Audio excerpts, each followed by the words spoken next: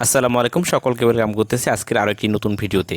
2023-24 শিক্ষাবর্ষের গুচ্ছর কোন বিষয় থেকে কয়টি এমসিকিউ এসছে এটা আজকে আমরা একটু বিস্তারিত দেখার চেষ্টা করব। যে যে বিষয়গুলো আছে গুচ্ছের, এই বিষয়গুলো থেকে কোন বিষয় থেকে কয়টা এমসিকিউ আসছে। ইতিহাস থেকে আসছে 6টি, সমাজ বিজ্ঞান থেকে 3টি, অর্থনীতি থেকে 6টি, যুক্তিবিদ্যা থেকে 1টি। ইতিহাস এবং অর্থনীতি এই দুই বিষয় থেকে কিন্তু 6টি করে এমসিকিউ আসছে।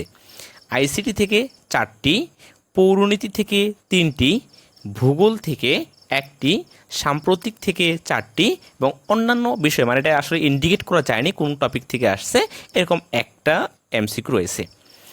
আমার তো 4টা বিষয় ছিল, সব বিষয় কি পড়তে হবে?